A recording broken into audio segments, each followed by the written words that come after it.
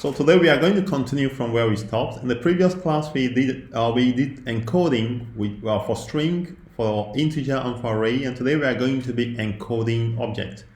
Actually, this is not building an encoder, but actually encoding data types using Circe.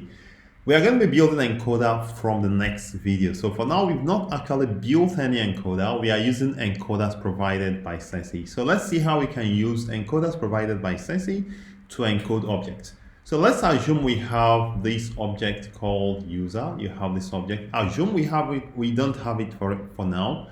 But let's say we have an object called user, and this is the instance, which is actually the object. How do we encode it? So it has three fields: name, location, and department. You use the json.obj. So I'm going to say val my object json is equal to json.obj, and here now you need to specify the fields you want to encode. So I want to encode the name field, and we are now going to encode the string one by one. We are going to encode this string and this and this.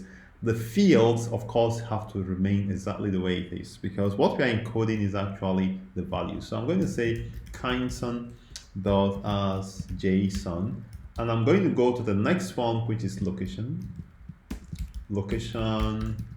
and it's going to be where I am. I'm in Budapest, and I'm going to say this as JSON. And finally, I'm going to do department. This time I'm going to use JSON.from string, and I specify computer science. Okay.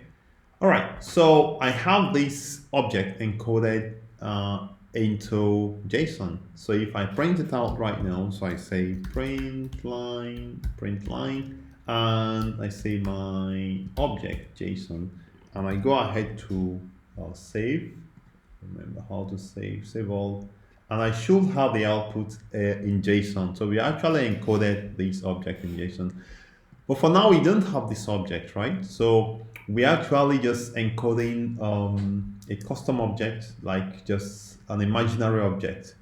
Now we may have a situation where we have to create these classes and then create the object for them.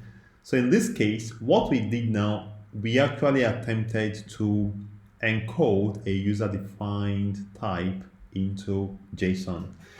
So in the next class, we are going to actually be creating these custom types and encoding them. For now, let's go ahead to talk about how we can manipulate the JSON values. What do we mean? JSON values has methods that can be used to manipulate them. For instance, prefix with map, for example, map string, map array is used to manipulate. Map string is used to manipulate JSON string. Map array is used to manipulate JSON array. To use a map string, you need to call it on the JSON string and pass in a function that does the transformation. In this example, we use the transform to uppercase, the function to uppercase to transform the given string to uppercase. So now if you look at this place, you see that we have items like Kindson, Budapest, and computer science. We've converted or we've encoded into JSON, but as we are encoding it, we want to actually do a bit of manipulation on it as well. So let's say I have this my string, and is in I have this my string, and I have my string JSON, but at this point I want to kind of convert it to uppercase. So what I do here is I'm going to simply say val my string JSON. Now we want to manipulate this my string JSON. So I'm going to say my string JSON. Actually, I'm going to use my string JSON.map string. So in this case, I'm trying to manipulate it. So I'm using the map string function. So I'm going to take this input, which is the map string function, the map string, and transform it. So it needs a function that is going to apply whatever transformation I want. You already know that to do transformation, you use something like that, something like this when you do mapping. So I'm going to say x.to uppercase.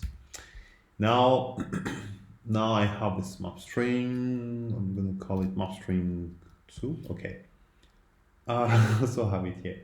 Okay, map string 22. Okay, so here we have to write it in a short form like this. So instead of to do all this, it's kind of redundant. So I'm going to just put underscore and just take out these brackets here. So we have map string 22 uses the map string. Okay, the map string is a transformation function to apply a transformation to the input JSON value.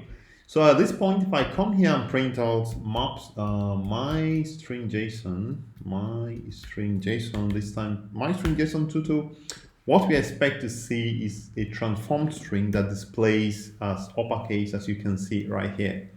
So we can also have map int, map array, and stuff like that. So if you have this my int, let's try to transform this into something else. So if I have val my int json2 is equal to map int, actually is going to be my int json.map number. So again, it requires a transformation function. So what do we want to do? So I'm going to say x. I normally write it here because it's kind of clearer to me. So I'm going to say, let's say I want to multiply by 10. So I'm going to say times 10. So if, okay, why are we having this? Let's see, okay, x plus x. So map number x, so it's an x map number. My int is maps number.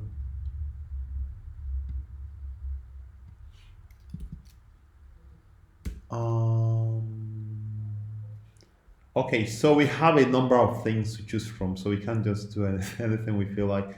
Okay, so we have to short, to float, to double, and so on.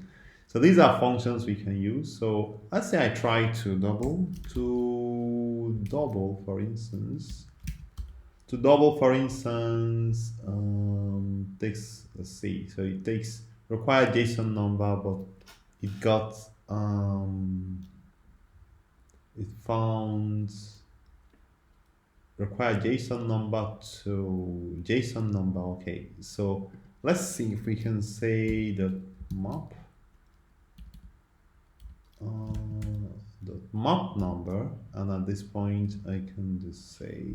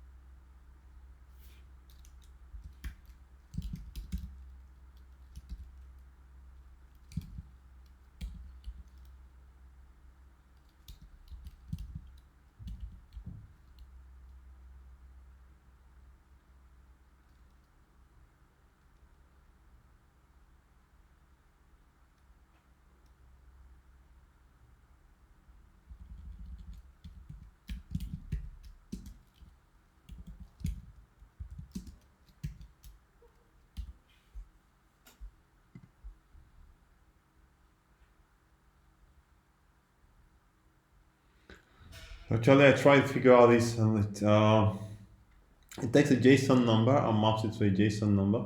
So let's see if we have x dot to double. Okay, what do we have here? So required JSON number, but it found double. So how about saying the two dots?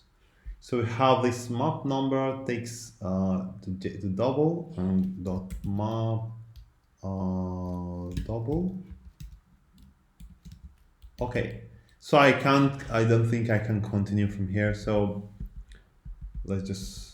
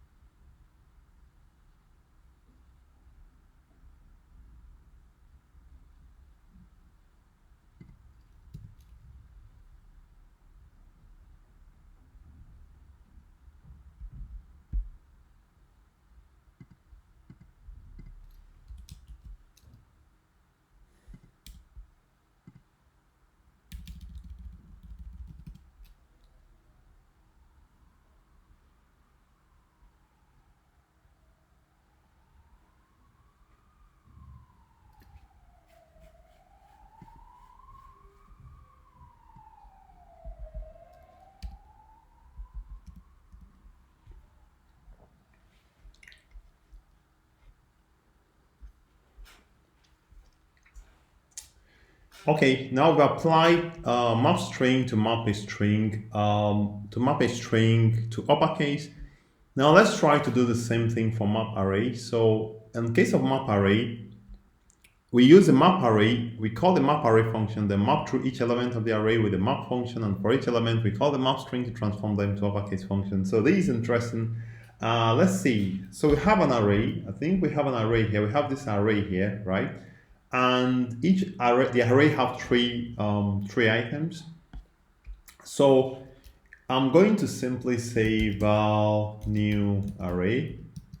Val new array is a map as the array that I'm going to transform. So I'm going to say my array JSON.map array. So this map array, I'm going to now map through each of the functions. So I'm going to say that map. So for each of them, I'm going to be calling map string, right? So I'm going to be calling map string for each of them. So I'm going to say, I think I'm mixing this up. It's going to be map string. So for each of them, I'm now going to call to uppercase for each of the strings. So I'm going to say that, why is this giving me the wrong key? Dot to uppercase. Okay, so this is, we've mapped this array. So we take everything in the array, and then so the first map is map array. The second one, we are mapping through each element of the array. And this other one, the third one, we are actually now mapping each of the strings using a map string function, and then the last one we are transforming to uppercase. So if I print out my new array at this point, new array, we are going to be having the array to uppercase. So if I save everything, we should have the array to uppercase. Now if we try to apply another function, for instance, dot reverse. So in this case, we're expecting that it's going to reverse the element of the array, like the element of the string. So if I save everything, so we have is, as you can see, it's reversed. Okay, so this is how to manipulate the array or string or whatever you want to manipulate. So how about manipulating nested value? So you have a JSON and you want to manipulate nested value. And we are going to be talking about this in the next class. So I want to thank you for viewing. Please remember to subscribe to my channel if you've not subscribed, and we see you in the next part.